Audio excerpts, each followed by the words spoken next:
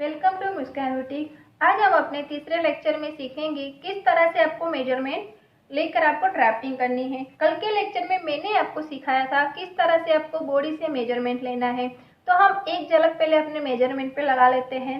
तो देखिए फ्रेंड्स, ये आपको क्या क्या मेजरमेंट चाहिए उसका मैंने लिख के रखा है। आपको लेंथ लेनी है, शोल्डर लेना है, चेस्ट लेनी है, वेस्ट यानी कमर का नाप लेना है, हिप का नाप लेना है और स्लीव की लेंथ लेनी है। ये हमारे माप है जो आपको लेने होंगे। तो देखिए, हमारी लेंथ आई थी कल 38 की और हमारा शोल्डर आया था 14 इंच का। शोल्डर आपको किस तरह से लेना है वो मैंने आपको कल समझाया था। एक बार मैं फिर से ड्राफ्टिंग की बात आपको समझा दूंगी। उसके बाद आपका जो अपर चेस्ट है, मैंने आपको मिडल चेस्ट का भी दिखाया था। फिलहाल हम अपर चेस्ट पे ध्यान देते हैं। तो चेस्ट का नाप आ रहा है 32 इंच।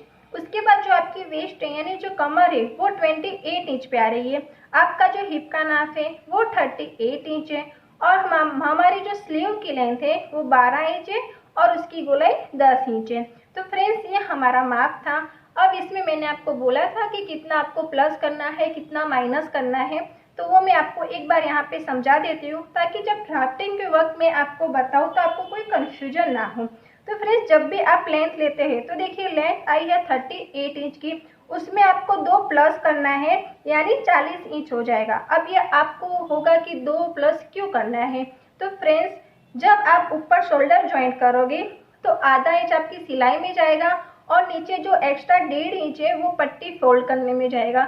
यानी कि आप जो स्टिच करते हो कपड़ा तो उसमें कपड़ा दबता है, तो इसी वजह से 2 इंच आपको एक्स्ट्रा लेना है। उसके बाद आता है आपका शोल्डर। तो शोल्डर को 2 से आपको डिवाइड करना है तो उसका मेजरमेंट आ जाएगा 7 इंच पे। अब 2 से डिवाइड क्यों करना है वो आपको ड्राफ्टिंग के वक्त पता चल जाएगा। उसके बाद आपकी आती है चेस्ट। तो चेस्ट मेरी 32 इंच की है, उसको आपको 4 से डिवाइड करना है। 4 से डिवाइड करोगे तो आ जाएगा 8 इंच यानी कि 8 इंच। उसमें आपको आधा इंच लूजिंग का देना है।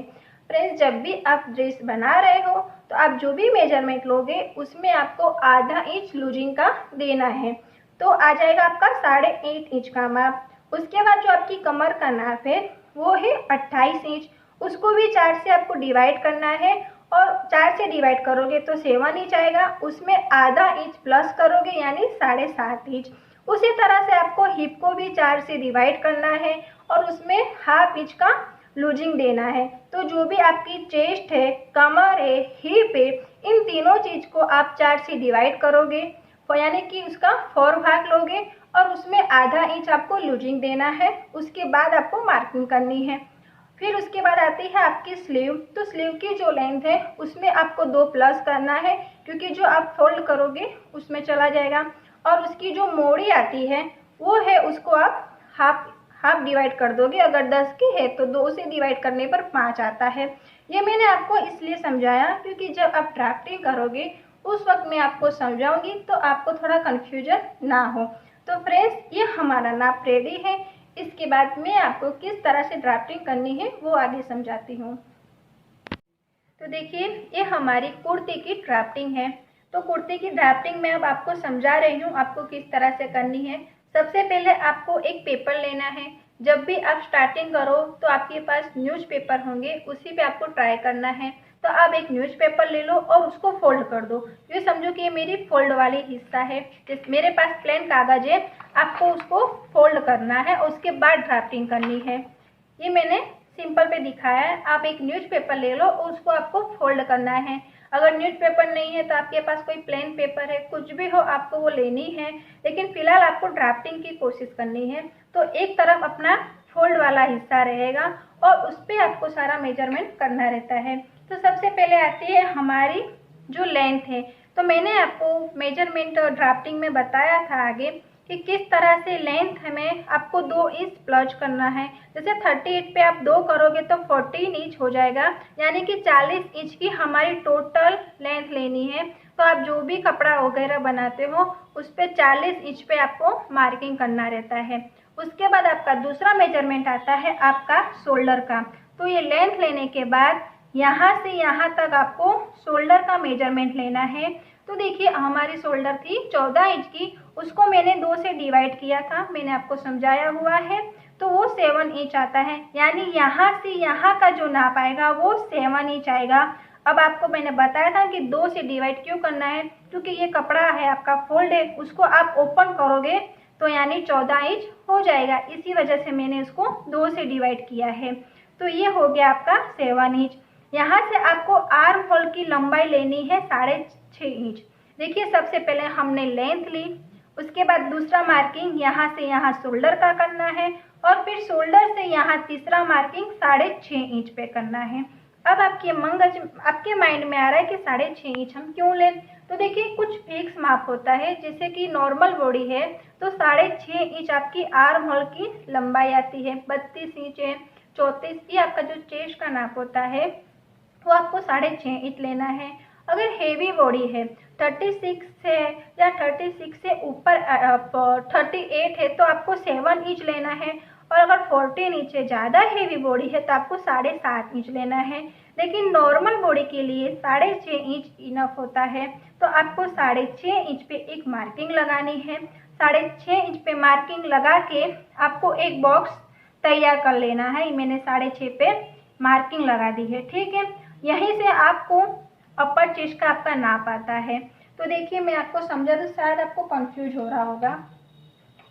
जैसे कि मैंने ये 6.5 इंच पे मार्किंग कर ली, उसके बाद आपको इस तरह से फुट पट्टी लेनी है और यहाँ से यहाँ जो मेजरमेंट आता है वो आपकी चेस्ट का चौथाई हिस्सा होता है, जो मैंने आपको समझाया था। जैसे चेस्ट 32 इंच की है, उसको 4 से डिवाइड करना है। अब आप पूछेगा 4 से डिवाइड क्यों करना है मैम, तो 4 से डिवाइड क्योंकि ये हमारा जो कपड़ा है फोल्ड है, तो ये आगे का एक पहलू है, इसी तरह से हमें 2 पहलू, एक आगे का पीछे का बनाना है, यानी कि 4 परतें हो जाएगी कपड़े की। इसीलिए हमने 32 से जो भी हमारा मेजरमेंट है सबको 4 से डिवाइड किया है, क्योंकि जब हम इसको ओपन करेंगे तो इसका डबल हो जाएगा। और आपको ये आगे का पार्ट है, इसी तरह से पीछे का पार्ट होता है। तो फ्रेंड्स हम एक ही ड्राफ्टिंग में आगे पीछे दोनों का पार्ट एक साथ में कटिंग करते हैं। तो आपको इस तरह से ड्राफ्टिंग करनी है, कुछ ज़्यादा कंफ्यूजन नहीं होना है। मैं जितना स्टेप बाय स्टेप कर रहा हूँ आपको उतना ही करना है, जैसे जैसे आप करोगे आपको समझ में आ जाएगा। तो यहाँ से आपको मार्किंग करनी है चेस्ट की, जो 4 से डिवाइड करोगे, 32 की चेस्ट को 4 से डिवाइड करने पर आपका 8 इंच आ रहा है, यानी कि 8 इंच। उसमें आपको आधा इंच लूजिंग का देना है, खास ख्याल रखना, यानी कि हो जाएगा 8.5 इंच।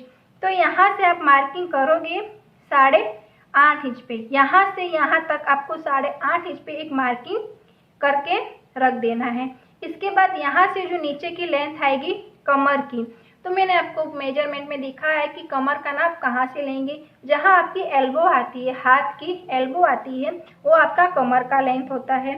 अगर आपको 7 इंच यहाँ से नीचे 7 इंच आ जाना है तो भी आपका कमर का नाप आ जाएगा।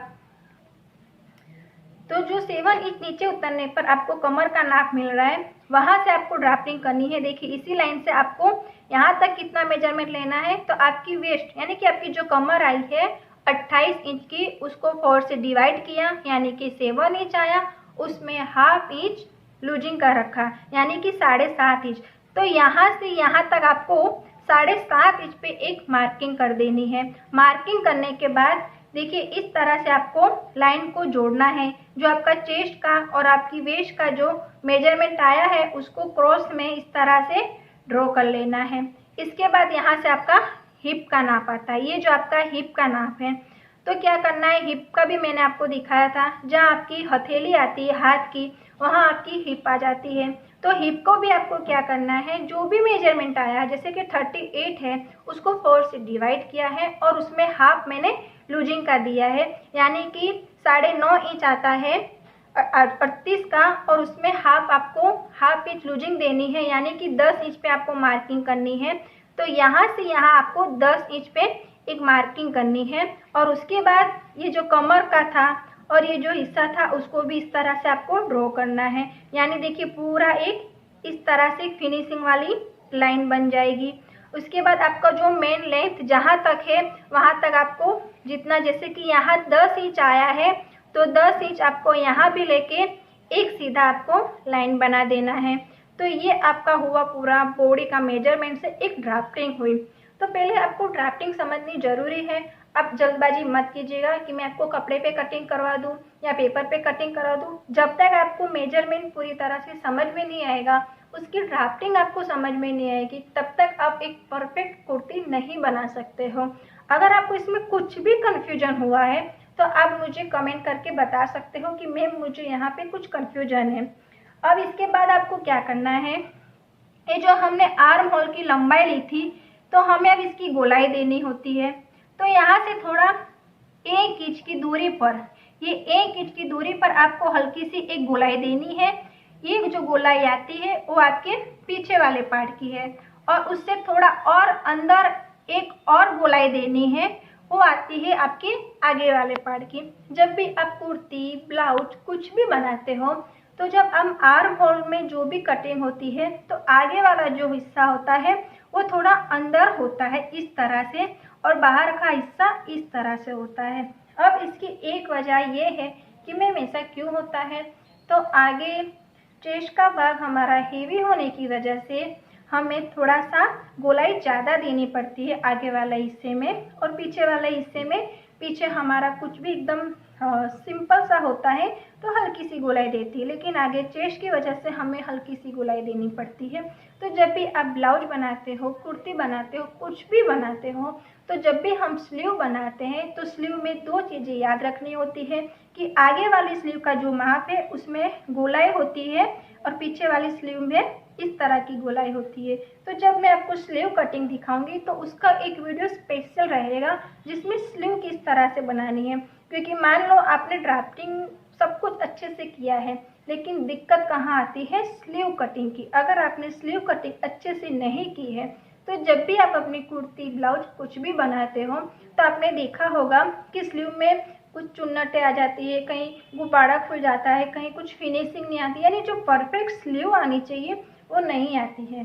तो ड्रेस में मेन काम होता है कि आपकी स्लीव कटिंग भी उतनी ही परफेक्ट होनी चाहिए। तो फ्रेंड्स, आज के लिए आप इतना ही समझ लीजिए कि आपको किस तरह से ड्राफ्टिंग करनी है। इसमें कुछ भी कन्फ्यूजन हो तो प्लीज़ आप मुझे कमेंट कर दीजिएगा, पर उतावल मत कीजिएगा। स्टेप बाय स्टेप मैं जितना बता रही हूँ उतना ही आपको करना है।